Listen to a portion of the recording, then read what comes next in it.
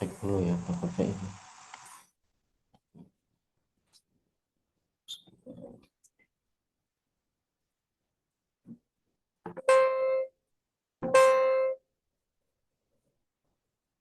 Ini aman ya. Ya, baik.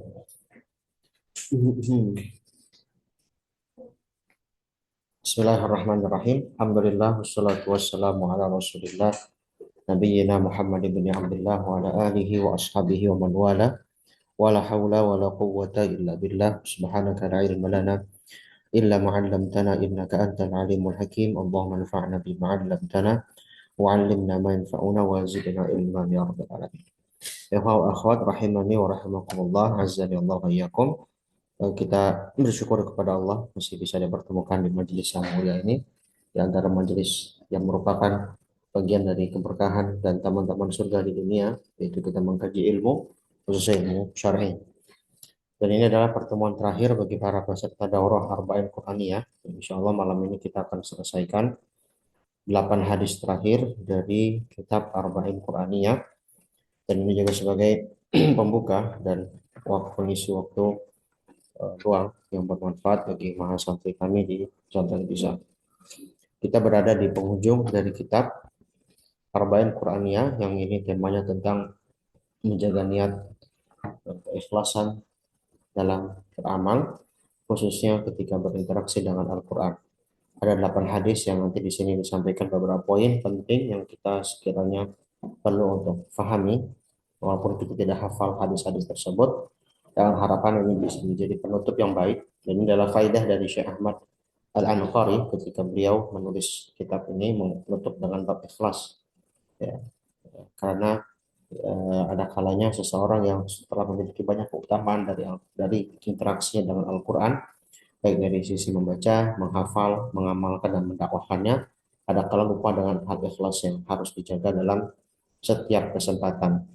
Itu juga seperti yang disampaikan dan diisyaratkan Imam Ibnu Hajar Al-Asqalani dalam kitab Fathul Bari, Syarah Sahih Bukhari, yang dimana kitab Fathul Bari itu dari bagian awal sampai akhir membahas tentang masalah hadis-hadis seputar fikih, ya, masalah hukum ya, dari masalah toharah hingga masalah jinayat. Nah, di akhir sebelum bab buku itu ditutup ya, ada Kitabul Jami'. Kitabul Jami' itu hadis-hadis yang justru mengumpulkan masalah tentang adab akhlak.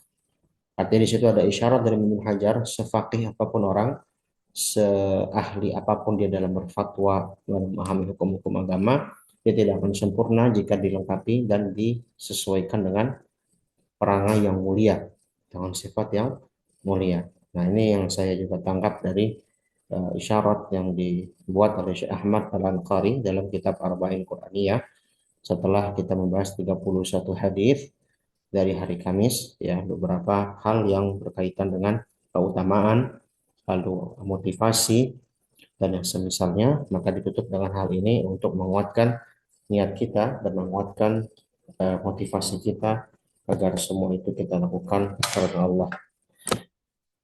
Kita mulai dari hadis ke-32. Al-haditsus tsani wa tsalasun. Bismillahirrahmanirrahim. Alhamdulillah wassalatu wassalamu ala Rasulillah wa maghfir lana wa liwalidina wa lisyuyukhina wa lijami'il muslimin. Qala Syekh Ahmad Al-Anqari hafizahullah fi kitabih Al-haditsus tsani wa tsalasun man ra'a bi qira'atihi.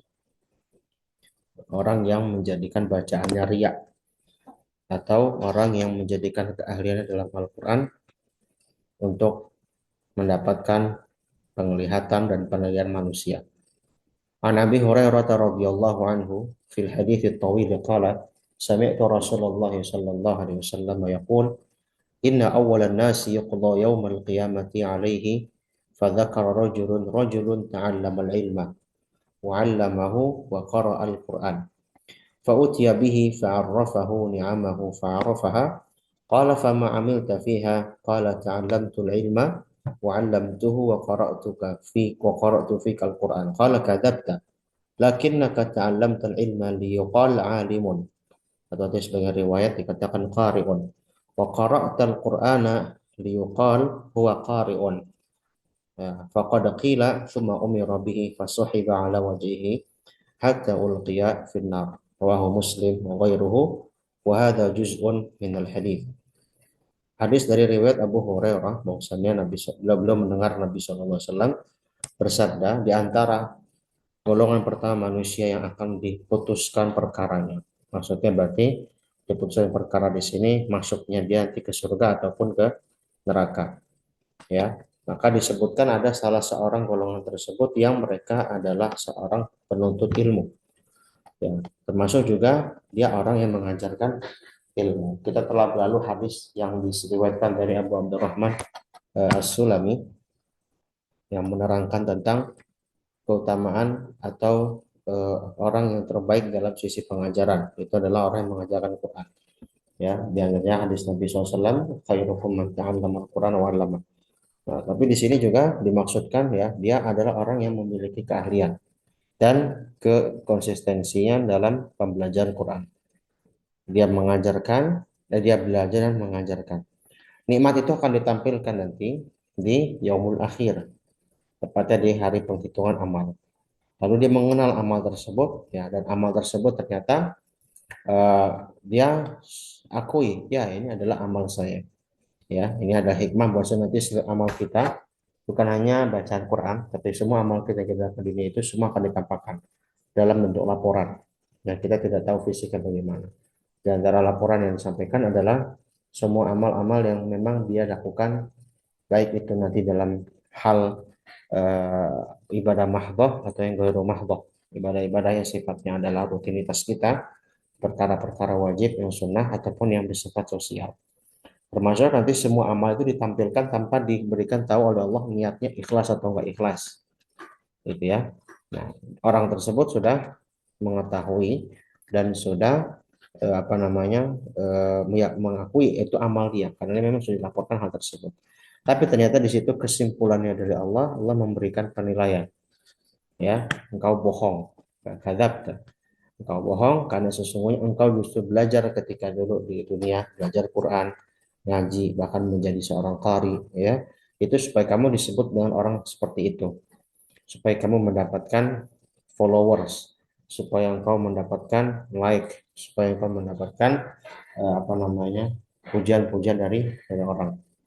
Maka orang tersebut ya dia dilemparkan wajah ke neraka untuk mendapatkan azab tersebut. Tentunya ya yang kita harus yakini sebagai akidah Ahlussunnah wal Jamaah, setiap mukmin tidak ada kekal di neraka. Ya, di antara dosa yang bisa menyebabkan kita masuk neraka adalah ketidakikhlasan di dalam beramal. Ya, dan di antara yang paling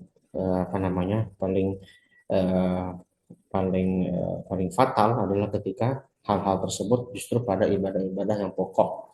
Ya, baca Quran adalah bagian dari ibadah pokok kita. Ya, dalam keseharian kita, tentunya selain di luar sholat. Ya, seperti itu. Maka di sini kita harus menjaga niat kita, dan ini juga perkara gaib yang Allah telah berikan kepada kita. Banyak hadis-hadis membahas tentang perkara-perkara gaib yang datang setelah yaumul mahsyar atau yaumul ba'ats, hari kebangkitan, tepatnya di padang mahsyar. Tujuannya apa? Tujuannya agar kita mempersiapkan lebih jauh, mempersiapkan lebih matang. Ya, Allah tidak pernah menyebut orang itu siapa. Tidak disebutkan namanya, tidak disebutkan identitasnya, asalnya di mana. Tapi pasti ada seperti itu. Itu bagian dari takdir. Ya, kita meyakini takdir ada sesuatu yang telah ditetapkan. Allah telah menetapkan memang dia di Lauhul Mahfuz, siapa yang masuk surga, siapa yang masuk neraka, siapa yang dia bahagia, siapa yang dia akan sengsara. Cuma masalah kita nggak pernah tahu catatan itu sampai nanti kita telah diputuskan perkara itu. Maka kemahaadilan Allah adalah Allah memberikan keputusan baik orang itu mendapatkan balasan surga atau dia mendapatkan balasan neraka setelah semuanya diadili di yaumul hisab. Ya, seperti itu. Nah, maka kata Nabi SAW, kullun muyassar lima khuliqa. Setiap kita diberikan kemudahan untuk apa yang kita telah ditakdirkan. Tapi bukan berarti kita seperti Jabriyah. Ya, orang-orang Jabriyah ya yang mereka mengatakan kalau gitu kita nggak usah berusaha. Justru usaha itu bagian dari takdir Allah yang Allah berikan kepada kita. Allah berikan kepada kita takdir. Allah berikan kepada kita pilihan. Kita bisa ikhlas, kita juga bisa riya. Antum ya dalam beramal itu pasti merasakan dua hal itu. Ya, mau sholat ya pasti merasakan satu sisi pengen ikhlas, tapi satu sisi karena ada yang ngeliatin, orang tua kita ngeliatin, misalnya teman kita ngeliatin, kita akan berusaha lebih baik, gitu ya. Baca Quran, mungkin kalau lagi baca di tempat sendiri ya atau di tempat yang tidak ada keramaian, kita mungkin bacanya biasa-biasa aja. Tapi kalau ada orang yang melihat dan segala macam, kita akan bagus-baguskan. Walaupun membaguskan Quran bagian dari sunnah. Nah, amal yang zahir masuk dalam kategori sunnah, itu juga harus didukung dengan amal batin yang dapat menyetarakannya atau mendukungnya. Ya, tapi kalau ada niat-niat yang tersulut pada seperti itu, ya maka itu menjadi masalah. Artinya kita memang punya pilihan, kita pun juga punya kesadaran memahami mana yang benar, mana yang salah. Kita punya kesadaran memahami petunjuk mana mana kesesatan. Kita punya kesadaran memahami mana yang riya, mana yang ikhlas. Ya, seperti itu. Kita tahu dua hal tersebut. Ya, maka kita tidak ditanya atas apa yang Allah takdirkan kepada kita. Tapi justru kita yang akan ditanya atas apa yang kita telah lakukan. Ya, wala tus'aluna amma kanu ya'malun. Nah, itu maaf, itu ayat itu berkaitan dengan umat terdahulu ya. Ya, artinya Allah tidak ditanya tentang ketetapannya dan perbuatannya, tapi yang ditanya adalah kita yang diberikan pilihan dan diberikan usaha untuk melakukan hal tersebut. Termasuk dalam konteks yang seperti ini.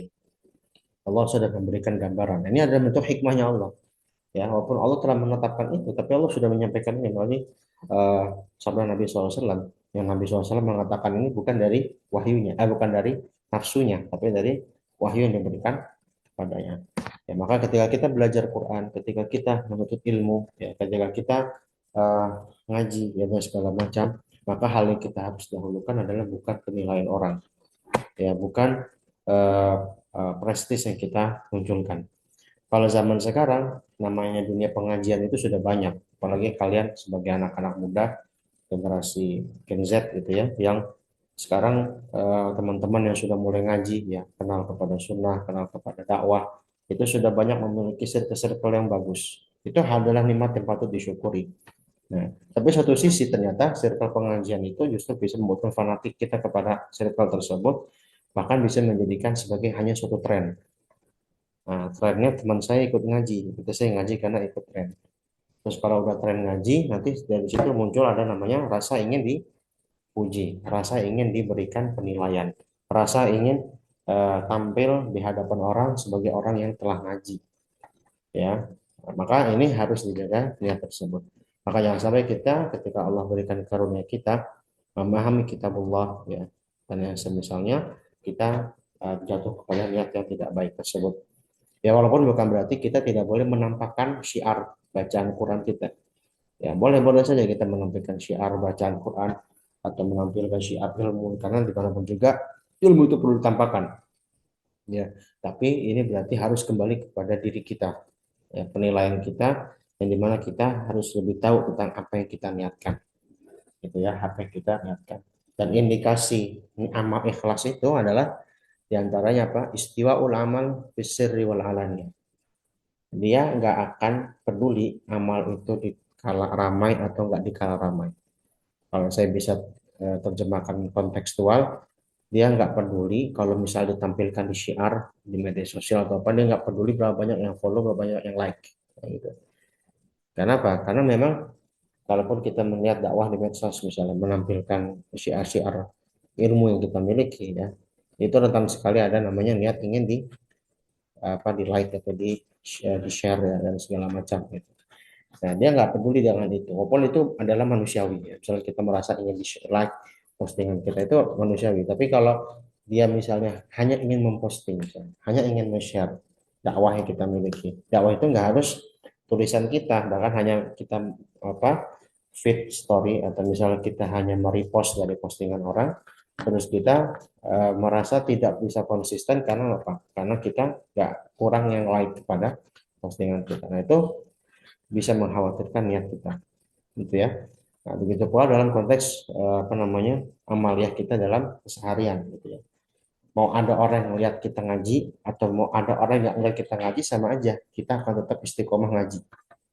Nah, makanya bisa menilai itu dari antum sendiri, ya, termasuk orang-orang yang dekat dengan antum yang berusaha memberikan evaluasi itu, ya begitu. Maka maka Allah Subhanahu wa taala ya memberikan kepada kita panduan melalui lisan Nabi SAW agar kita jangan sampai jatuh ya kepada tindakan yang merugikan diri kita.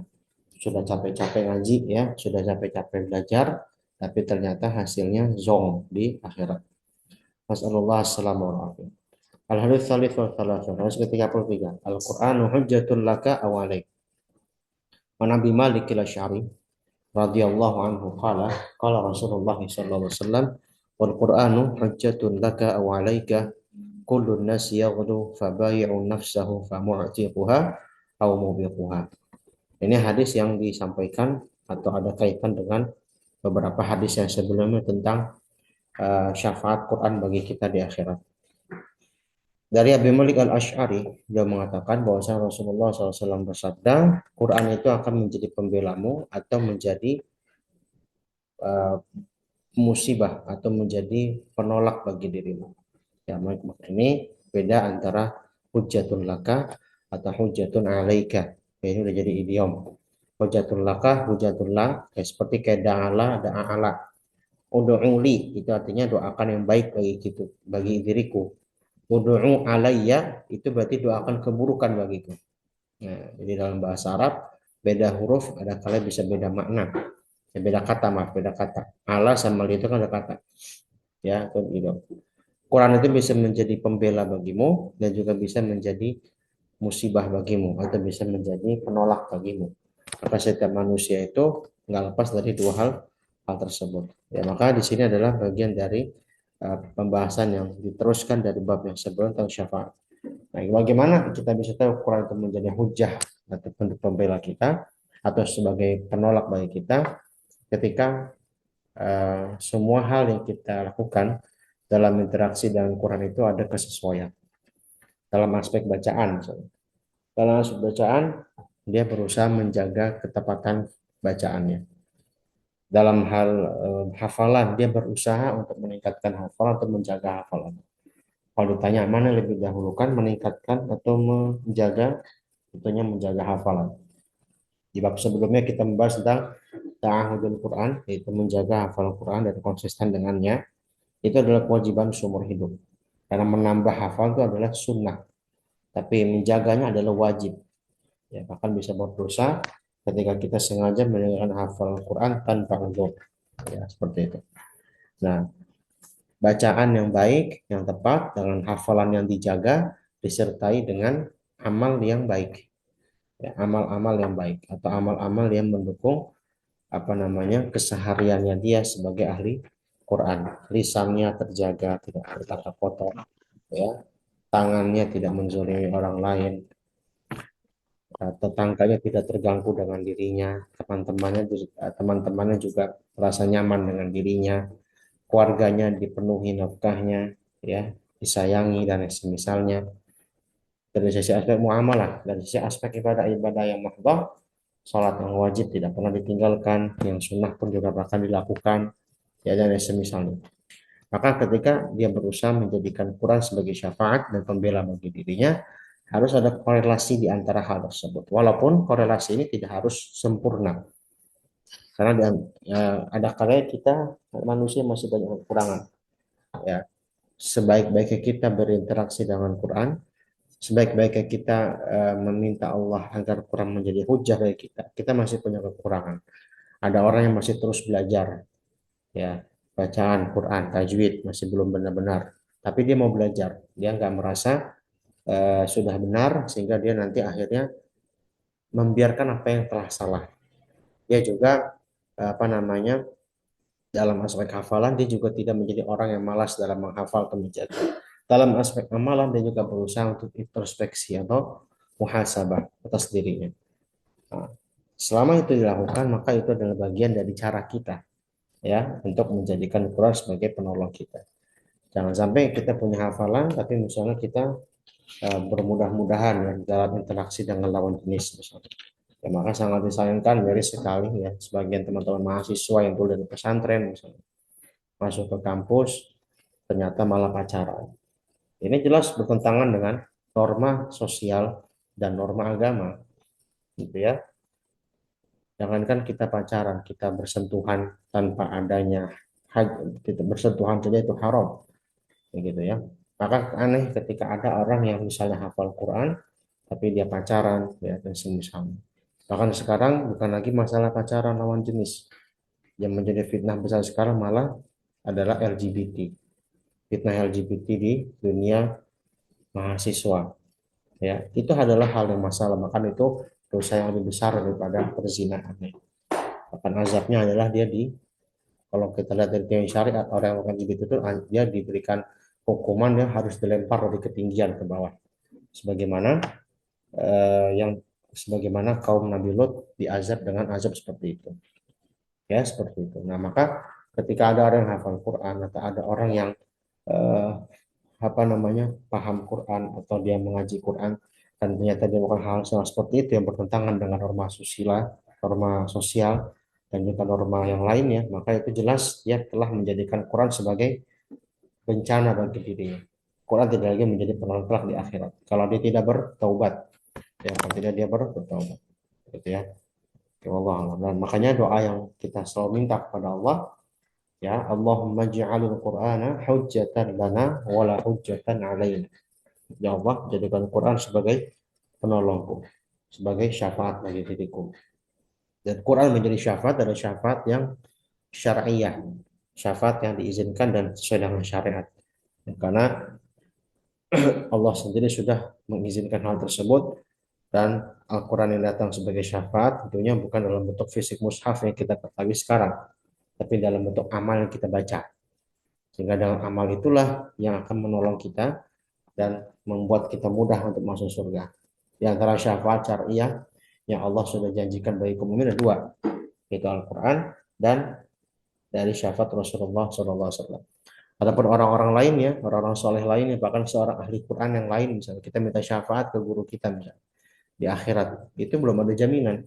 Bahkan semua orang pasti akan butuh syafaat kepada yang lebih tinggi. Ya begitu. Maka jangan sampai kita menjadikan syafaat yang diberikan Allah ini menjadi sebab kesyirikan kita mencari syafaat selain dari yang Allah izinkan. Man dzalladzi yashfa'u 'indahu illa bi'idnih. Orang yang diberikan syafaat, memberi syafaat itu atas izin Allah Subhanahu wa taala dalam surat dalam ayat kursi. Baik, berikutnya hadis ke-34 tentang beberapa keutamaan sebagian surat. Al-haditsul rabi' wa thalathun. Fadlu suratil Fatihah. Keutamaan surat Fatihah.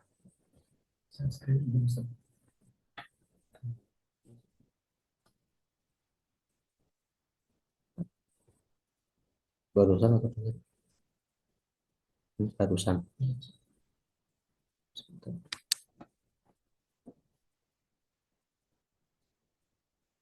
Oke, syukran Ahmad. Oke, berikutnya adalah Al-hadithul rabi' wa thalathun. Hadis ke-30, fadlu suratul Fatihah. Keutamaan surat Al-Fatihah. An Abi Sa'id bin Mu'alla radhiyallahu anhu qala kuntu usolli fada'ani Nabi sallallahu alaihi wasallam falam ujibuhu kuntu ya Rasulullah inni kuntu usolli qala alam yaqulillahu istajibu lillahi wa lirrasuli idza da'akum. ثم قال ألا أعلمك أعظم سورة في القرآن قبل أن تخرج إلى المسجد فأخذ بيدي فلما أردنا أن نخرج قلت يا رسول الله إنك قلت لأعلمنك أعظم سورة من القرآن قال الحمد لله رب العالمين هي السبع المثاني والقرآن العظيم الذي أوتيته.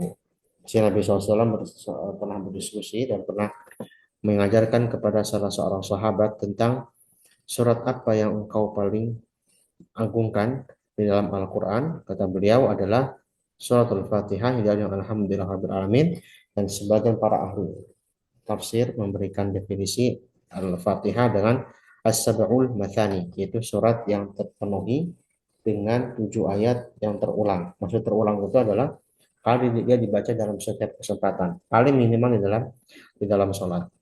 Nah, di sini ada beberapa hal yang kita bisa bahas dari sisi penjelasan syarah.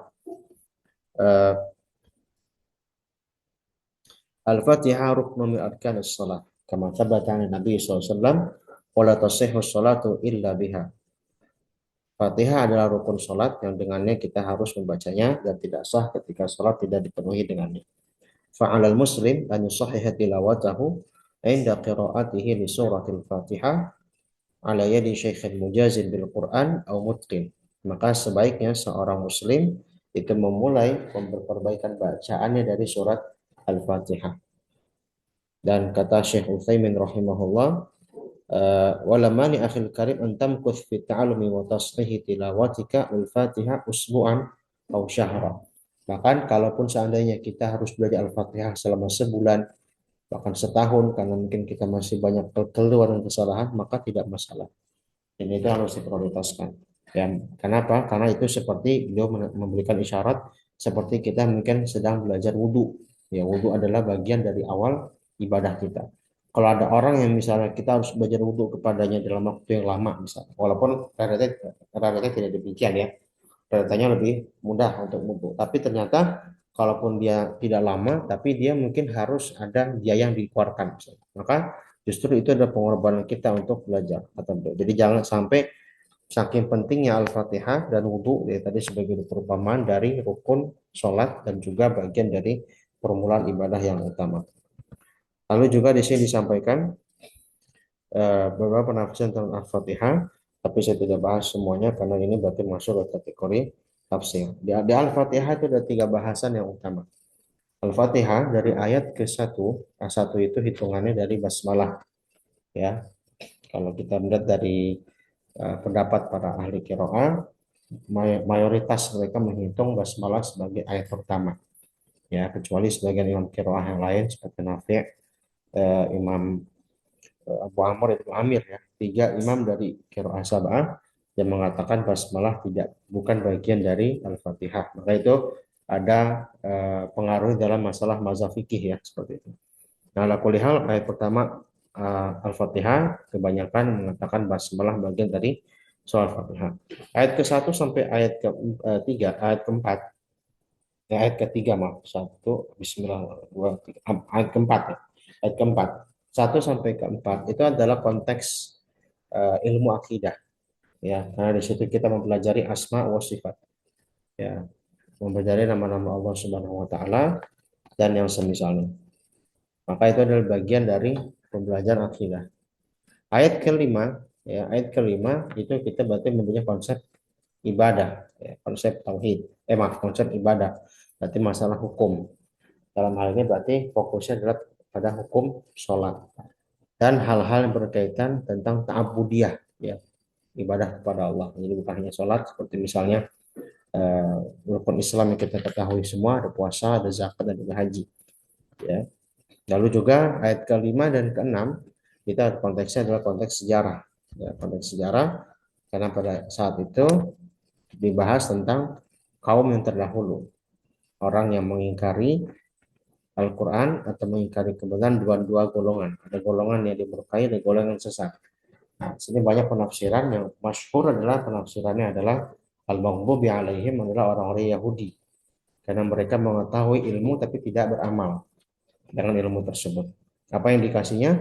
Indikasinya mereka tahu akan datang nabi terakhir yaitu Rasulullah SAW, tapi mereka tidak mengimaninya hanya karena sebab beda keturunan. Gitu ya. Para orang Yahudi, ya walaupun Yahudi yang sekarang ya itu rasnya sudah campuran, karena Yahudi yang sekarang itu sudah bercampur dengan genetik orang-orang Eropa, bahkan ada yang di Afrika, termasuk yang ada di kawasan Timur Tengah. Nah, tapi asal dari Yahudi ini, ya kalau kita melihat dari sisi asal sejarahnya, ya mereka berasal dari keturunan eh, Yakub yang berasal dari jalur dari Nabi Yakub alaihissalam dari jalur Ishak, ya jalur Nabi Ishak alaihissalam. Ya. Lalu kalau apa namanya orang-orang Arab yang ada di Timur Tengah itu keturunan dari Nabi Ismail alaihissalam. Artinya mereka sama-sama anak Nabi Ibrahim yang beda jalur keturunan. Orang-orang Yahudi merasa fanatik terhadap golongan mereka. Mereka menganggap Nabi akhir zaman harus dari kalangan mereka. Dan itu diabadikan dalam Al-Baqarah. Alladzina atainahumul kitaba ya'rifunahu kama ya'rifuna abna'ahum. Mereka tahu akan kedatangan Rasulullah, tapi mereka sendiri ya mereka tidak mengimaninya. Maka mereka mengenal ya nabi-nabi tersebut, Nabi Muhammad itu akan datang sebagaimana mereka mengenal anak-anak mereka. Artinya tidak ketukar sama sekali karena mereka sudah tahu ciri-ciri dalam Taurat. Wa inna fariqam minhum la yaktumuna al-haqqa wa hum ya'lamun. Tapi sebagian mereka malah menyembunyikan kebenaran tersebut. Ya seperti itu. Nah itu kan konteksnya dari sejarah ya, bercerita tentang genealogi orang-orang Yahudi dan perkembangannya. Kalau Dhalin ada Nasara, orang-orang Nasrani yang mereka beribadah tapi tanpa dasar ilmu yang cukup. Ya di antara mereka menjadikan Nabi Isa sebagai Tuhan dan bahkan perkembangan agama Nasrani hingga menjadi Kristen, ada Katolik dan Protestan yang itu bahkan sebenarnya sudah jauh dari ajaran Nasrani itu sendiri ya. Maka mereka sudah menjadi golongan yang tidak bisa dikatakan ahli kitab pada zaman sekarang. Ya, ahli kitab itu berarti Nasrani dan Yahudi yang masih ada di zaman Nabi Sallallahu Alaihi Wasallam. Orang mereka sekarang mereka ahli kitab lagi karena mereka sudah banyak mengadakan perubahan-perubahan kandungan makna sebagian lafaz dari kitab suci mereka yaitu Injil. Ya seperti itu. Nah, maka itu konteks sejarah.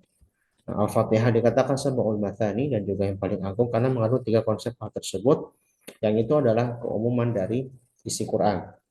Ya, makanya nanti dalam hadis lain dikatakan misalnya ketika kita membaca Al-Ikhlas itu ta'dilu sulutsal Quran, dia serupa atau senilai dengan sepertiga Quran. Nah, jangan dipahami sepertiga Quran itu berarti kalau kita baca tiga kali kita khatam Quran.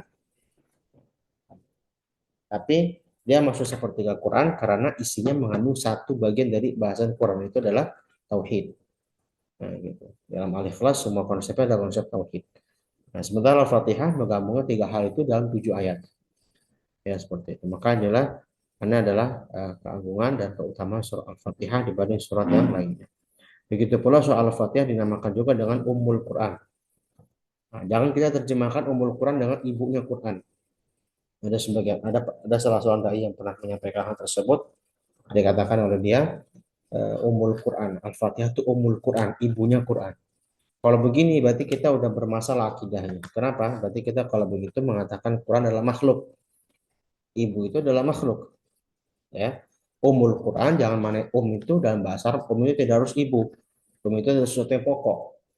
Sesuatu yang menjadi asal dari cabang yang menjelaskan hal pokoknya. Nah, gitu. Maka ketika dikatakan umul Quran berarti maksudnya pokoknya Quran. Jangan dikatakan ibunya Quran. Ya, jadi mana yang umul Quran karena tadi dia mengandung hal yang inti dari pembahasan hal tersebut. Bahkan konteks ayat 67 pun juga mengandung aspek akhlak, adab akhlak yang dimana di situ kita diajarkan mensinkronkan antara ilmu dan amal secara tersirat ya seperti itu. Bahkan juga mengandung bahasa Arab. Ya, apa kandungan ilmu bahasa Arab pada dalam Al-Fatihah? Adanya ilmu balaghah di ayat ke-5. Iya karena abu dua iya karena sedang. Kalau kita tahu terjemahnya kan gimana? Iya karena abu. Berarti apa maksudnya? Kalau maksud iyyaka na'budu,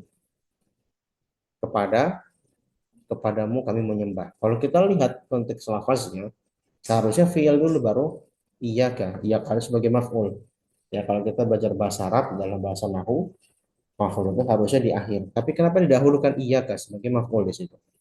Karena di situ menunjukkan taksis, ya menunjukkan kekhususan dan menunjukkan ahamiyatu alfaz wal ma'ani, menunjukkan kepentingan lafaz dan makna dari kata tersebut. Maka dalam ilmu balaghah dia didahulukan itu untuk memberikan pengkhususan sekaligus penguatan makna. Yang benar-benar kita sembah hanya Engkau, maksudnya Allah. Nah, begitu. Nggak ada yang lain. Gitu ya. Jadi bukan sekedar na'budu iyyaka, tapi iyyaka na'budu. Itu dari konteks bahasa Arab, dari ilmu balaghah yang ada kaitan juga dengan ilmu nahwu. Artinya di Al-Fatihah sudah terkandung semua ilmu khusus dalam ilmu syar'i, ya seperti itu. Baik, ya saya rasa cukup untuk penjelasan dari hadis ke-34. Berikutnya al-hadis yang ke-35. Al-haditsul khamis wa thalathun. Fadlu suratil Baqarati wa Ali Imran. Keutamaan surah Al-Baqarah dan Ali Imran. An Abi Umamah Al-Bahili radhiyallahu anhu qala sami'tu Rasulullah sallallahu alaihi wasallam yaqul Iqra'ul Qur'an fa innahu ya'ti yaumil qiyamati syafi'an li ashabihi Iqra'uz Zahrawainil Baqarah wa surat Ali Imran fa innahuma ta'tiyani yaumil qiyamah ka'annahuma dhamamatani aw ka'annahuma ghayayatani aw ka'annahuma firqani min tayrin sawaf tuhajjani an ashabihima Iqra'u surat al-Baqarah fa inna akhdaha barakatun wa tarkaha hasratun wa la tastati'uha al-batalah. Bacalah Quran karena itu akan jadi syafaat bagimu. Lalu di sini ada sedikit pengulangan dari hadis yang ada di bab awal ya, tentang syafaat Quran bagi para pembacanya dan keutamaan dua surat Al-Baqarah dan Ali Imran. Apa keutamaan soal Al-Baqarah dan Ali Imran? Nanti pada hari kiamat, ya ini hadis sahih, ya, tidak perlu dipertanyakan lagi tentang statusnya. Dia akan datang kepada orang yang sering membacanya. Ya, bahkan di sini berarti bisa dimaksudkan orang yang hafal kepada dua surat tersebut, yang itu dia akan datang di hari kiamat, di hari misalnya Yaumul Mahsyar, itu mereka seperti ghamamatan. Pertama dia akan menjadi seperti awan tebal yang melindungi dia. Karena pada Yaumul Mahsyar, hari kita dibangkitkan, itu cuaca sangat panas. Ya, cuaca sangat panas, matahari didekatkan kepada kita, dan di situ kita tidak berpakaian, ya kita fokus dengan amal kita masing-masing, kita fokus untuk mendapatkan penilaian dan disidang oleh Tuhan kita yang maha kuasa gitu ya. Nah, pada saat itu karena panasnya luar biasa, karena matahari didekatkan sejengkal dengan diri kita, nah kita butuh yang namanya naungan. Ya, kita sekarang aja mungkin ya kalau teman-teman musim hujan sekarang sudah mulai cerah, sudah mulai panas saja kita kadang butuh namanya pelindung, entah itu topi ataupun yang semisalnya. Nah, pada hari kiamat apalagi kita butuh hal tersebut, gitu ya. Nah, di antara yang yang bisa menjadi pelindung kita pada saat hari yang genting seperti itu adalah surah Al-Baqarah dan surah Ali Imran. Yang dimana kedua surah ini akan datang kepada kita bagi orang yang sering membacanya, bagi orang yang sering mengkajinya, bagi orang bahkan yang hafal dua surah tersebut. Itu seperti dua awan tebal, ya, seperti dua awan tebal yang gelap, yang itu jadinya seperti kalau awan mendung, kalau kemarin kayak hujan mendung. Kalau mendung itu kan berarti dia udah mulai ada awan, udah mulai ada angin yang dingin, udah mulai ada angin yang sejuk. Jadi maksudnya dua awan itu akan menjadi pelindung dia, ya, sehingga memberikan rasa teduh bagi dirinya, sejuk bagi dirinya. Atau dia akan datang seperti goyayatan, seperti penutup kepala kita, ya berarti bisa dibilang kayak payung, ya kayak payung atau kayak ya apa payung besar yang itu bisa menutupi kita dari panasnya dan teriknya saat kita di padang mahsyar. Atau dia datang seperti dua burung yang akan melindungi kita, mengepakkan sayapnya, menjaga kita dari teriknya matahari dan juga mencekamnya suasana tersebut. Nah, bacalah dua surat tersebut, khususnya Al-Baqarah, karena ketika membaca Al-Baqarah di situ akan mengandung banyak barokah. Apa barokah Al-Baqarah? Di antaranya Al-Baqarah perincian masalah hukum agama, syariat agama. Hampir semua dalil-dalil permasalahan agama di dalam masalah hukum ya itu diambil dari surah Al-Baqarah. Ya, mulai dari masalah taharah, ya, mulai dari masalah muamalat, ya, mulai dari masalah pernikahan, ya, hingga masalah hudud, ya, masalah pidana, hukum pidana, hampir semuanya diambil Al-Baqarah. Ada yang tidak, katanya soal masalah warisan itu memang tidak di Al-Baqarah, ada di An-Nisa. Ya, makanya saya bilang hampir, ya, semuanya tidak hampir 90% itu ada di Al-Baqarah. Maka keberkahan kita membaca dan bahkan menghafal Baqarah itu kita akan mudah untuk memahami agama, gitu ya. Tapi kalau kita mengaji gitu ya, kayak teman-teman pesan 12 nanti mau masuk fikih ya. Tahun 11 sudah masuk fikih kan, sudah masuk fikih. Itu kalau hafal Al-Baqarah, punya hafal Al-Baqarah akan mudah ya mengaitkan permasalahan hukum dengan dalil yang ada dalam Al-Qur'an. Walaupun sekali lagi dalil agama tidak hanya Quran, ada juga hadis, ada juga perkataan ulama, ada juga kias, ada juga ijtihad dan semisalnya ya seperti itu. Tapi pokok dasarnya adalah Al-Quran. Ya, begitu. Itu keberkahan dari Al-Baqarah. Dia menjadi sumber hukum dan dia ada surat terpanjang. Kalau berarti dia surat terpanjang, berarti paling banyak pahalanya. Ya, kita baca Al-Baqarah satu keadaan aja, satu sekali dulu aja. Misalnya kita khatam Al-Baqarah 2,5 juz, ya, 286 ayat, berarti kita sudah dapat pahala yang banyak, paling banyak, gitu ya. Nah, maka seperti itu. Nah, begitu, begitu pula di dalam Al-Baqarah ada beberapa surat ayat-ayat yang menjadi pelindung kita dari kejahatan, seperti ayat kursi, ya, dan juga dua ayat terakhir surat Al-Baqarah. Nah, ada beberapa bahasa setelahnya. Meninggalkan adalah kerugian, karena kita berarti kalau nggak paham Al-Baqarah atau nggak baca Al-Baqarah, berarti kita belum tahu isi agama kita itu sendiri. Karena inti agama kita masalah hukum ada dalam Al-Baqarah. Dan kita nggak mungkin akan melalaikan hal tersebut. Ya, maka di sini ada hikmah yang kita bisa dapatkan bahwasanya surat Al-Baqarah dan Ali Imran memiliki kedudukan khusus dalam hal tersebut. Ya, Ali Imran itu sebenarnya adalah keutamaan dari sisi pemahaman adalah karena di dalam surat tersebut adanya penjelas ya dari pembahasan syariat yang dibahaskan di dalam soal Al-Baqarah. Misalnya ada kisah Imran, keluarga Imran, ada kisah Siti Maryam dan kelahiran Nabi Isa alaihissalam.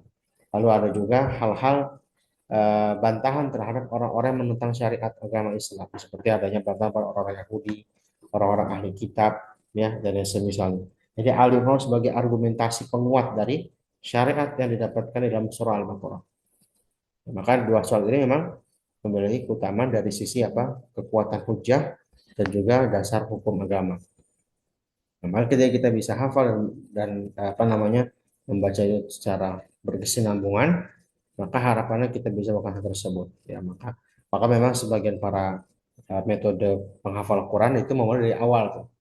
Ya, hikmahnya mungkin agar mereka bisa mendapatkan keutamaan hafal surat Al-Baqarah dan Ali Imran agar bisa menjadi pelindung mereka di yaumul mahsyar, gitu ya. Nah, maka boleh kalau kita memulai hafal Quran dari Al-Baqarah, Ali Imran untuk mendapatkan keutamaan tersebut. Karena kita nggak tahu kita akan mati kapan, ya. Sementara kita mungkin belum hafal surat Al-Baqarah, Ali Imran, gitu ya. Bukan hanya potongan, tapi semuanya ya. Bukan potongan, hanya semuanya. Jadi Al-Baqarah 286 ayat, Ali Imran berarti 200 ayat pas. Ya, Al-Baqarah 200 pas. Ya. Kalau kita mau mendahulukan itu silakan. Tapi dari sisi teknis, memang banyak metode tahfiz yang mengajukan dari belakang dulu. Kenapa? Karena dari belakang kita mudah untuk memahami mufradat dan kalimat yang lebih ringkas. Ya. Sudah 3 juz atau 5 juz belakang, baru kita ke depan sehingga bisa mendapatkan keutamaan hafal surah Al-Baqarah dan Ali Imran. Ya, maka dua surat tersebut bisa menjadi pelindung kita dari kegelisahan di yaumul mahsyar. Baik, al-haditsus sadis wa thalathun. Hadis ke-36. Fadlu suratil kahfi. Keutamaan surat Al-Kahf. An Abi Darda radhiyallahu anhu, an Nabi sallallahu alaihi wasallam qala man hafidha 'ashra ayatin min awwali suratil kahfi usima min fitnatid dajjal. Rawahu Muslim wa Abu Daud. Wa fi riwayatin man hafidha min khawatimi suratil kahf wa fi riwayatin min akhiril kahf. Ya, jadi dari riwayat Abu Darda dari Nabi SAW, beliau mengatakan barang siapa yang hafal 10 ayat pertama dari surat Al-Kahfi, maka dia akan dijaga dari fitnah Dajjal. Tapi sebagai riwayat nanti ada yang mengatakan dari 10 ayat terakhir. Kalau 10 ayat pertama berarti dari alhamdulillahilladzi anzala ala abdihil kitab, berhentinya di fadarabna ala adanihim fil kahfi sinina adada, ya, atau berhenti di yang doa ya, Rabbana atina min ladunka rahmah wa hayyi' lana min amrina rasyada. Ya, itu 10 ayat dari surah Al-Kahf. Nah, 10 ayat terakhir berarti mulai dari qul hal afahasibal ladzina kafaru ayyattakhidhu ibadi min duni awliya. Baru akhirnya nanti yang ayat 110 ya. Qul innama ana basyarum mithlukum. Ya, seperti itu. Nah, di sini kenapa ada dua riwayat yang berbeda? Hikmahnya nanti para ulama mengatakan agar kita idealnya bisa menghafal semuanya, yang awal ataupun akhir itu paling minimal kalau Al-Kahfi dihafal. Ya, fitnah Dajjal ini adalah ketika Dajjal muncul, ya, Dajjal itu akan mengaku sebagai Tuhan. Orang-orang yang tersesat di antara pengikut Dajjal adalah orang-orang Yahudi dari Isfahan. Isfahan itu kan di daerah Iran, ya, daerah Iran. Ya. Orang-orang Yahudi yang berada di Isfahan yang mereka bahkan sudah mendeklarasikan sebagai orang yang akan mengikuti Dajjal kelak ketika muncul, gitu ya. Dajjal akan mengaku sebagai Tuhan, bahkan dia menampilkan beberapa kekuatan-kekuatan yang di luar kemampuan manusia biasa dan makhluk biasa. Bisa menghidupkan, bisa mematikan, bisa menyalakan air, bisa menyalakan api, ya. Itu disampaikan hadis panjang dalam eh, bab tentang hari kiamat ya, di Sahih Bukhari, Sahih Muslim ya. Itu Dajjal itu akan muncul mengaku sebagai Tuhan. Dan kita sebagai mukmin yang menghadapi hari tersebut, kita perlu namanya pelindung atau perlu penguat yang menjaga kita dari fitnah Dajjal dengan atas pengakuannya sebagai Tuhan.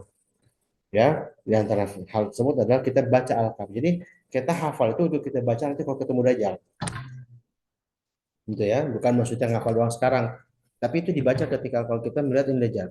Gimana kita tahu ini Dajjal? Caranya mudah. Ya, dia mata satu, terus di atas ada tulisan kafaro, ya, kafir maksudnya. Itu cari yang sudah disampaikan Nabi SAW jauh-jauh hari. Ya, matanya satu, dia makhluk yang agak besar, besar ya, nah, seperti raksasa gitu ya. Terus dia apa ada tulisan kafaro di jidatnya. Itu sudah dia ciri sangat jelas. Kita sebagai orang umum yang sudah belajar itu, kita sudah tahu. Tinggal kita nanti ketika ketemu dia, maka kita harus membaca itu untuk menjaga kita dari fitnahnya dia. Karena kalau kita menjadi pengikut dia dan kita mati dalam keadaan menjadi pengikut dia, maka kita kafir.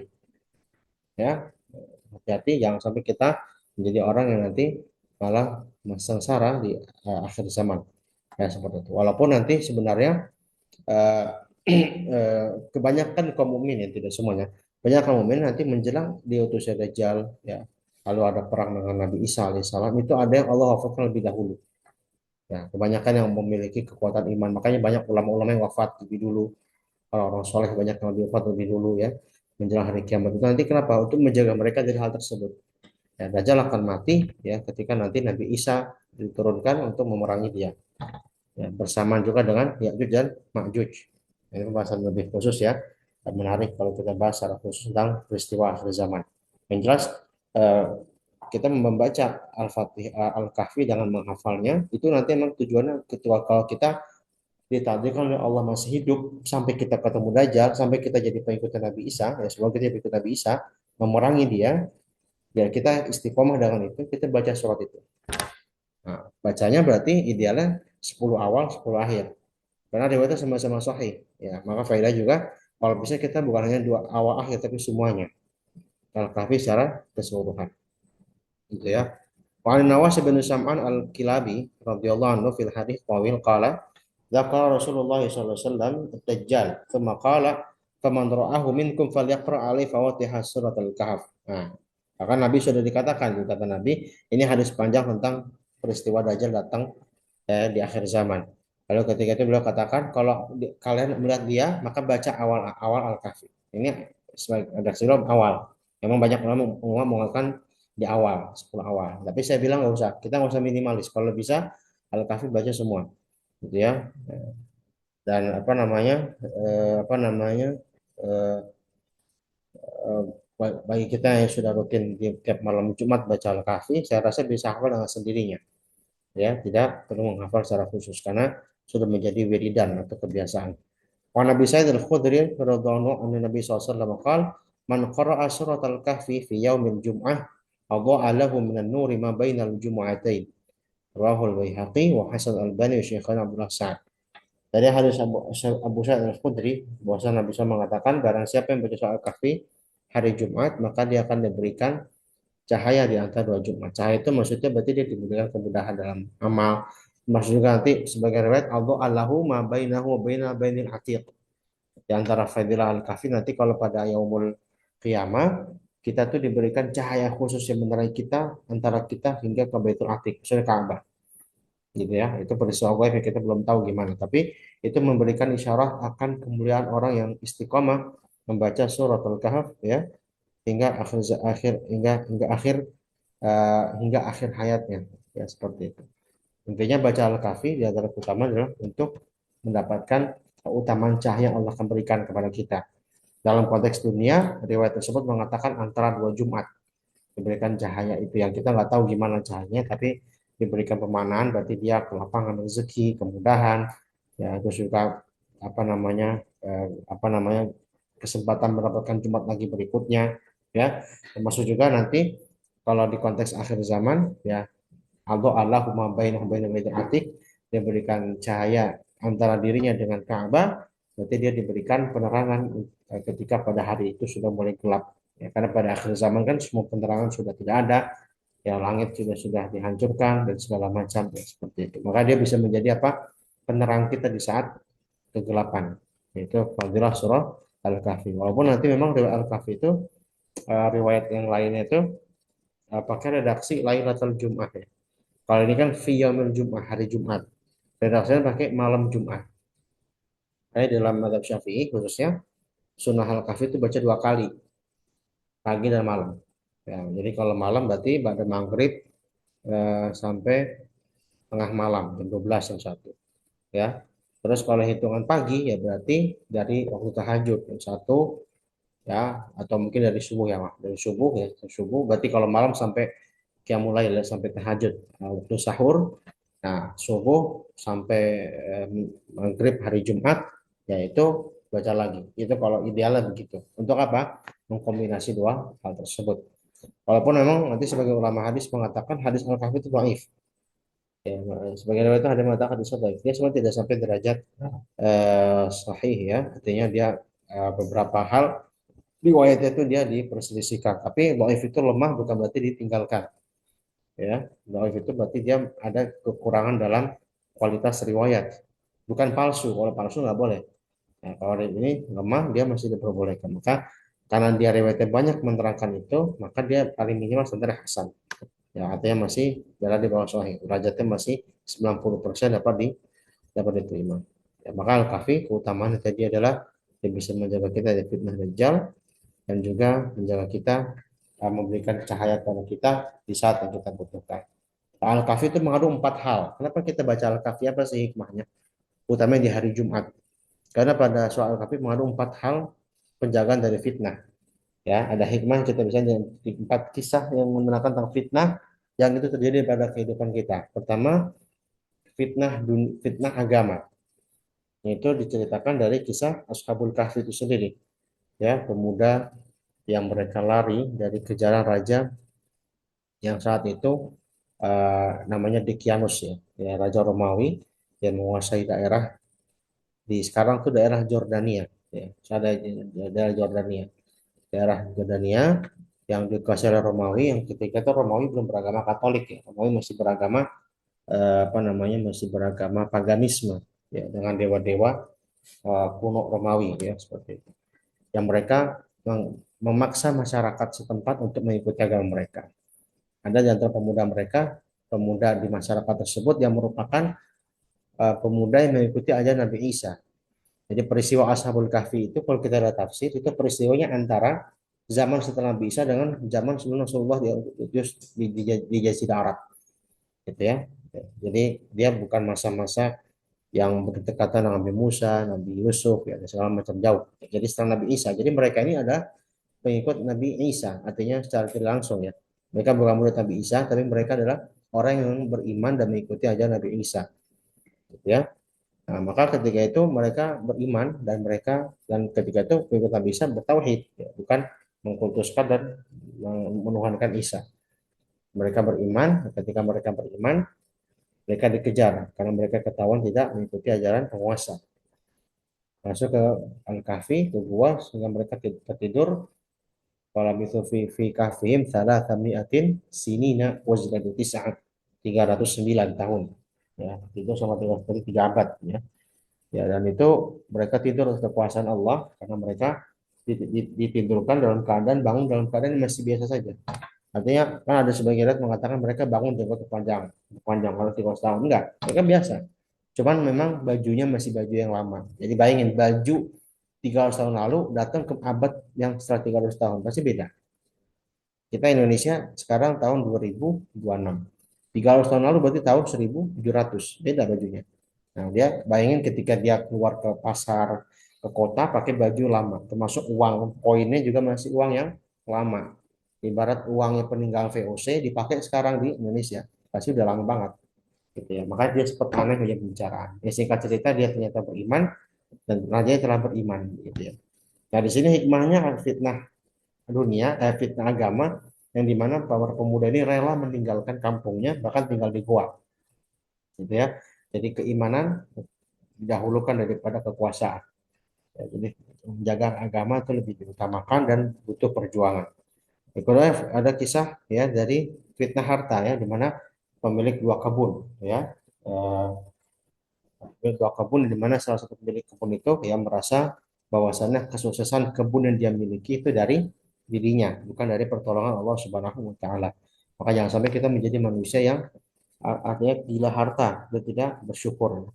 Kalau fitnah dunia berarti fitnah agama berarti kita butuh namanya peran keistiqomahan dan lingkungan yang baik. Nah, kenapa pemuda itu bisa baik ya atau bisa istiqomah? Satu-satunya apa? Peran circle mereka. Nah, penting banget kita menjaga circle tuh, teman-teman yang ada di lingkungan kita. Nah, pemuda Ashabul Kahfi ada 7 orang ya. Nah, mereka tuh bisa menguatkan tuh salah satunya apa? Karena teman-teman mereka yang baik semua, gitu ya. Itu fitnah yang ketiga adalah fitnah ilmu, ya di mana ketika itu Nabi Musa, saya tidak mau mengatakan Nabi Musa sombong. Ini Musa pernah ditanya oleh kaumnya siapa yang paling pintar di dunia ini. Nabi Musa pernah mengatakan saya, gitu kan? Allah menegur Nabi Musa, disampaikan ada makhluk Allah yang memang Allah berikan kecerdasan lebih dari dia. Itu Nabi Khidir alaihissalam. Memang dia mengetahui hal-hal yang gaib yang itu atas izin Allah Subhanahu wa taala. Nah, maka di situ fitnah ilmu jangan sampai menjadikan kita tidak mengakui ilmu orang lain. Yang keempat adalah fitnah kekuasaan, yaitu kisah Dzulqarnain. Ya, di mana Dzulqarnain ini menjadikan kekuasaan dia untuk keadilan, ya di antara juga bentuk keadilan adalah dia menjaga dan membuat stabilitas di daerahnya tersebut sehingga menjadikan kaum Ya'juj dan Ma'juj diberikan tembok ya. Sampai sekarang tembok Ma'juj masih dipertanyakan di mana. Ya, ada yang berspekulasi di daerah Uzbekistan, ada gunung yang berbentuk seperti tembok yang sangat besar. Konon katanya di di daerah tersebut sering terdengar suara teriakan-teriakan. Ya, jadi Ya'juj Ma'juj itu sudah ada zaman dahulu, mereka manusia dari kalangan kita, dari keturunan Adam, dan mereka ada orang kaum yang berbuat onar gitu ya. Coba onar oleh Zulkarnain dibuat besi ya tembok besi yang sangat kuat sampai sekarang bahkan mengalahkan teknologi zaman sekarang gitu ya. Itu dia ditahan di situ sampai nanti menjelang akhir zaman dia keluar di situ nanti dia akan diperangi juga Nabi Isa alaihissalam. Nah, seperti itu. Nah, Zulkarnain mengajarkan kepada kita keadilan. Ya fitnah kekuasaan itu jangan sampai kita nggak berbuat adil. Maka ketika kita baca Al-Kahfi, 4 hal tersebut itu sedang mengingatkan kita di hari Jumat. Kenapa dibaca di Jumat? Karena Jumat itu adalah awal dan akhir dari dunia. Nah, ketika kita nanti Allah takdirkan wafat di hari Jumat, dan Allah takdirkan kita mendapati hari akhir, akhir zaman, maka kita sudah siap untuk terhindar dari fitnah tersebut. Ya, agama kita kuat, kita bersyukur, ya, tidak sombong dengan harta, terus juga ilmu yang kita miliki juga menjadi kita tawadhu, ya, terus juga kekuasaan yang kita miliki, kita menjadi lebih adil, ya, seperti itu. Oke, 3 hadis lagi. Al-haditsu as-sabi' wa thalathun fadlu suratil mulk. An Abi Hurairah radhiyallahu anhu anin Nabi sallallahu alaihi wasallam annahu qala inna suratan minal Qur'ani 30 ayat syafa'at li rajulin hatta ghufira lahu wa hiya tabarakalladzi biyadihil mulk rawahu Ahmad wa ahlus sunan Wa qala Tirmidzi haditsun hasan wa hasan Albani. Wa an Ibnu Mas'ud radhiyallahu anhu qala Rasulullah sallallahu alaihi wasallam suratu tabaraka yal mani'ah min adzabil qabr. Rawahu Ibnu Abi Syekh wa syajaru fil amali wa Sahih Albani fi Sahih. Surat Al-Mulk. Ya. Di antara keutamaan surat Al-Mulk yaitu adalah surat yang dapat memberikan syafaat kepada kita untuk memberikan ampunan kepada kita. Jadi di antara surat Al-Quran yang punya khusus, jadi Al-Quran menjadi syafaat. Tapi ada surat khusus yang bisa memberikan syafaat khususnya untuk diampuni dosa-dosanya. Itu adalah surat Al-Mulk. Dan bahkan sebelum kita nanti disidang di hadapan Allah Subhanahu wa taala, kalau konteks hadis yang sebelumnya kan pada hari kiamat Quran akan datang sebagai syafaat. Ya, betul itu konteksnya di hari pengadilan Allah Yaumul Hisab. Masuk Al-Mulk ini sendiri, ya dia bisa memberikan syafaat ampunan bagi kita. Bacaan yang kita sering baca. Termasuk dia bisa mencegah dari azab kubur. Jadi sebelum proses kita masuk di alam mahsyar, ya, mencegah kita dari azab kubur. Nah, nanti di sini yang diperjelas adalah bagaimana cara kita bisa mendapatkan syafaat Al-Mulk dan juga mencegah dari azab kubur dibaca sebelum tidur. Ya, baca sebelum tidur. Itu yang kata Nabi SAW dikatakan Sabata inda Tirmidzi dari riwayat Imam Tirmidzi an Jabir anna Nabi SAW kana la yanamu hatta yaqra. Nabi itu nggak pernah tidur sampai beliau itu baca Al-Mulk 30 ayat. Dan sebagian riwayat dikatakan dengan as-sajdah. Ya, dengan as-sajdah. Itu ya. Itu bisa menjadi salah satu pencegah kita dari azab kubur. Al-hadits ats-tsamin wa tsalasun, hadis ke-38, fadlu surati qul huwallahu ahad wal mu'awwidzain. An Abi Sa'id Al-Khudri radhiyallahu anhu anna rajulan sami'a rajulan yaqra'u qul huwallahu ahad yuraddiduha.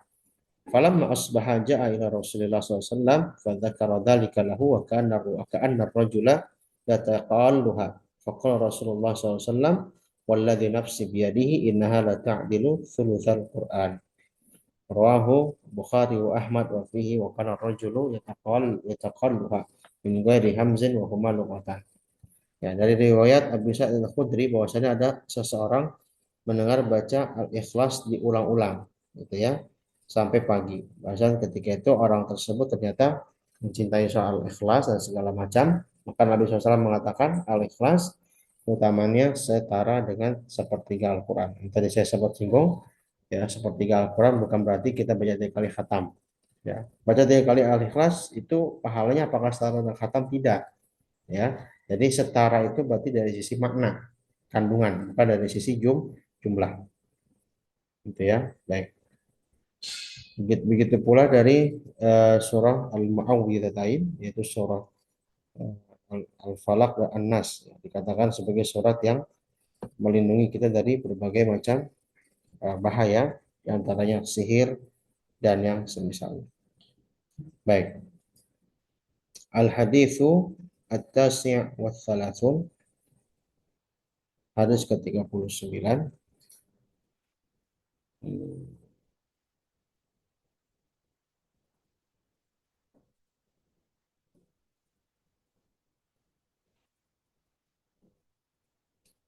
Fadlu ayatil kursi. An Abi Hurairah radhiyallahu anhu qala wakkalani Rasulullah sallallahu alaihi wasallam bihifdzi zakati Ramadan. Fa'atani atin faja'ala yahthu min at-ta'ami fa'akhadtuhu wa qultu wallahi la'arfa'annaka ila Rasulillah sallallahu alaihi wasallam.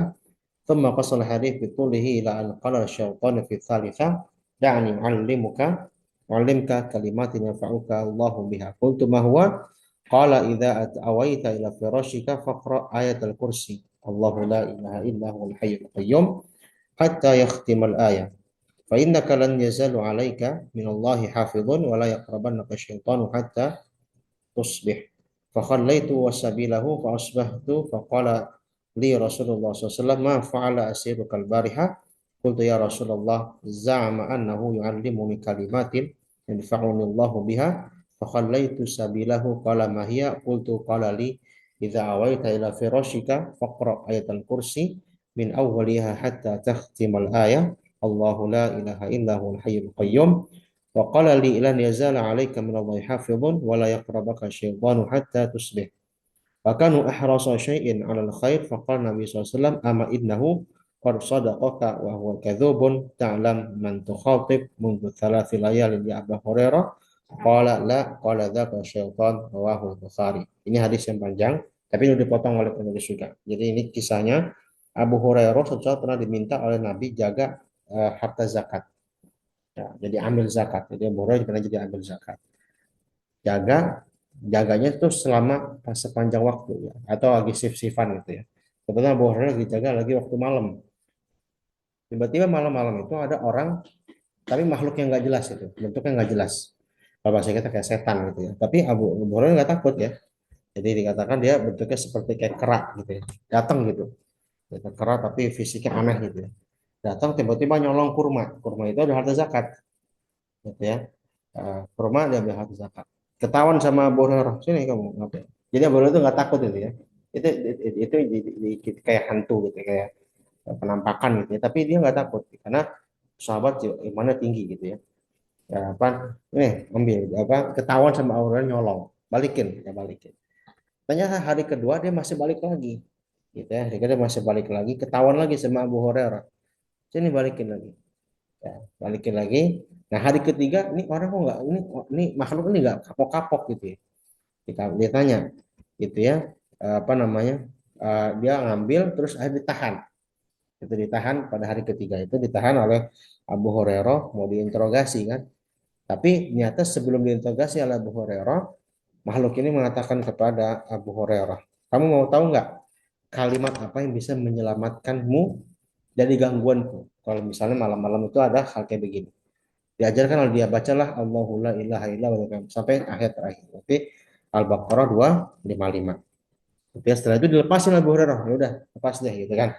Karena ini apa ngasih ngasih ilmu gitu ya. Tapi ini makhluk gak jelas ini maksudnya apa gitu ya. Dia udah 3 hari ke sini mau nyolong harta zakat, tapi tiba-tiba ngajarin baca ayat kursi kalau malam-malam. Sementara ketika itu belum ada sabda Nabi yang menerangkan sunnah baca ayat kursi sebelum malam. Dia sebelum tidur. Ya. Lalu Abu Hurairah cerita ke Nabi, ya cerita Nabi bahwa 3 hari ini ada makhluk yang jelas itu datang, tapi saya masih bisa menangkapnya dan dia ngasih tahu begitu. Nah, kata Nabi SAW, apa namanya, benar dia, walaupun dia sebenarnya orang bohong, walaupun dia orang makhluk bohong. Kenapa? Karena itu sebenarnya dia setan yang sedang menyamar. Nah, maka di sini ada hikmahnya memang penampakan itu benar ada ya. Dari sahabat pun juga ada. Dari zaman sahabat pun juga ada. Maka di sini kita perlu iman. Ya, sebenarnya kita nggak perlu takut karena sebenarnya mereka takut sama kita. Gitu. Contohnya Abu Hurairah itu justru malah tidak lari gitu ya. Dan justru dia punya amanah untuk hal tersebut dan itu terjadi di hadapan Nabi, masih ada Nabi gitu ya, jin. Jadi setan atau jin yang menyamar menjadi makhluk tertentu gitu ya. Dia bisa dalam bentuk hewan, bisa dalam bentuk apa yang atau kata abstrak gitu ya segala macam. Nah maka kata Nabi, iya dia benar. Walaupun sebenarnya dia itu adalah sebenarnya dia bohong, kan setan itu bohong. Tapi dia pada saat ini mengasih informasi yang benar. Nah, begitu ya. Terus Rasul nanya ke Abu Hurairah, kamu tahu nggak siapa itu? Nggak tahu, itu setan. Nggak kasih, itu setan yang nyamar buat mengganggu kamu. Gitu ya. Tapi sebenarnya karena kamu kuat imannya dan dia malah takut sama kamu, gitu ya. Maka sebenarnya justru kita tuh nggak perlu takut. Emang gitu, tapi susah ya. Kadang-kadang kita masih merasa takut dan segala macam. Maka sebenarnya kita butuh kekuatan iman dan kepercayaan diri untuk hal tersebut. Gitu ya. Jadi memang benar ada penampakan ataupun apa namanya apa istilahnya eh, apa namanya penyamaran jin kepada makhluk lain itu ada gitu ya. Bahkan bisa berkomunikasi dengan manusia itu pun ada. Nah, tapi karena sudah dikasih tahu ini makanya sudah mulai berkurang gangguan mereka kepada manusia gitu ya. Ini bisa jadi salah satu cara kita. Walaupun bukan satu cara ya. Katanya ada juga setan tapi dikasih coaching nggak mempan gitu kan. Nah, cara-cara lainnya berarti gimana? Bisa jadi dari pribadi. Ya, dari pribadi. Jadi setan bisa jadi kenapa dia nggak kabur baca ayat kursi misalnya. Bisa jadi karena pribadi orang itu lemah. Ya, misalnya banyak gangguan, ya mungkin orang yang terlalu halusinasi, ya atau dia terkena sihir, gitu ya seperti itu. Maka saya baca ayat kursi kita baca al-mu'awwidhatain bahwa surah tersebut. Dan hikmah lainnya adalah dari hal tersebut adalah ya Nabi SAW apa namanya mempunyai apa namanya memberikan apa memberikan kebenaran sabda dari orang yang mungkin itu bohong. Jadi kata Ali bin Abi Thalib, undur maqala wala tandur man qala. Lihat apa yang dibicarakan, bukan siapa yang berbicara. Ketika memang itu benar, bahkan itu bisa berkata orang bejat sekalipun misalnya, penjahat sekalipun dia benar mengatakan yang benar, kita terima. Ya, bahkan ini Nabi menerima dari syaitan dan itu menjadi rujukan dalam dalil-dalil sunnahnya baca ayat kursi sebelum tidur waktu malam. Begitu ya, dari setan yang ngajarin. Gitu ya. Nah, hadis yang terakhir al-hadits al-arba'ah. Hadis 40. Fadlu akhiri ayataini min suratil Baqarah. Keutamaan dua ayat terakhir surat Al-Baqarah.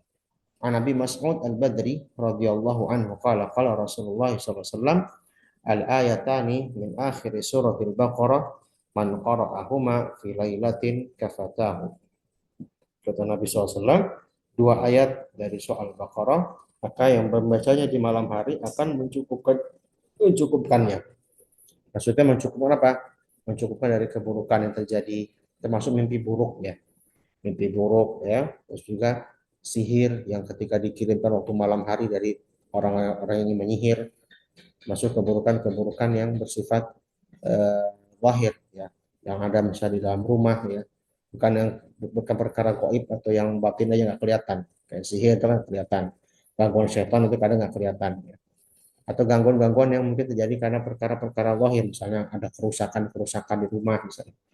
Ya, salah satu caranya adalah bisa membaca dengan dua ayat terakhir surah Al-Baqarah yang dimulai dari amanar rasulu bima unzil. Ya, dan seterusnya.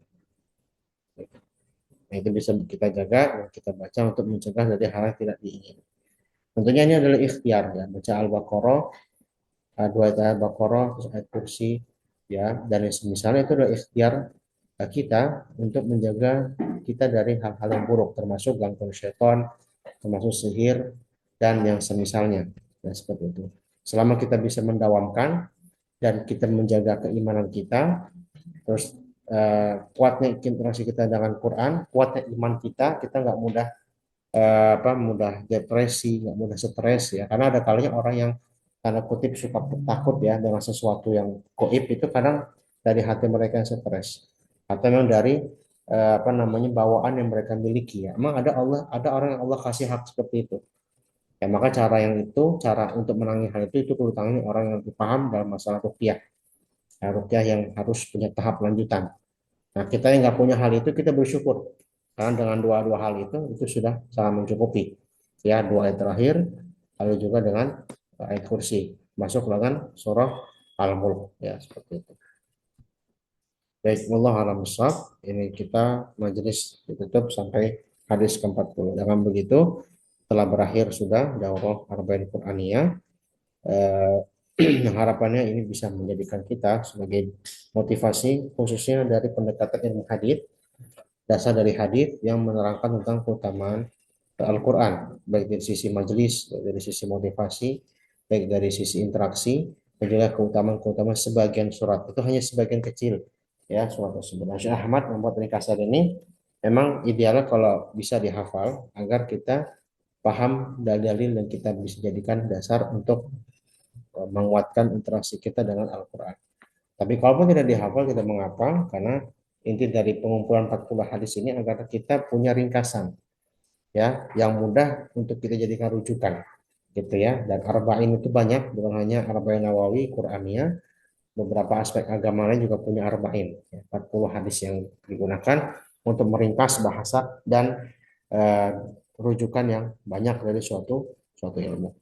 Baik, untuk peserta yang di daurah yang 100% kehadiran, maka insya Allah akan diberikan ijazah sanad kitab ini. Saya mendengar langsung dari Syekh Ahmad ya dalam majelis beliau secara virtual ketika musim corona ya 4 tahun yang lalu ya, dan beliau mengijazahkan kepada kami dengan samai dengan beliau membacakan kepada kami, dan nanti yang 100% saya akan tanyakan ke panitia ya untuk absensi yang ada ya. Kalau tidak sampai 100% berarti tidak mendapatkan karena sesuai dengan informasi yang disampaikan. Ya seperti itu. Kalau kuliah sanad atau ijazah itu hanya sarana, bukan tujuan dari belajar. Ketika antum telah mempelajari diroya atau substansi materi, maka itu sebenarnya sudah memiliki manfaat yang cukup Ya, seperti itu. Oleh karenanya kita berharap pada Allah, semoga Allah istiqomahkan kita dengan Al-Quran, menjadikan kita sebagai orang-orang yang ahli Al-Quran dan menjadi orang-orang terkhusus yang Allah pilih dari dirinya. Dan semoga Allah semoga jadikan kita mengetahui syafaat Quran di yaumul akhir kelak. Amin ya rabbal alamin. Baik, nakhtatim bi doa kafaratul majlis wa hamdika asyhadu an la ilaha illa anta astaghfiruka wa atubu ilaik. Untuk para peserta, proses sanad dan proses sertifikat mungkin akan memakan waktu untuk sebulan ya. Nanti akan disesuaikan dan disampaikan di grup bawah. Demikian, Sallallahu Nabi Muhammad, Alhamdulillah Rabbil Alamin. Assalamualaikum warahmatullahi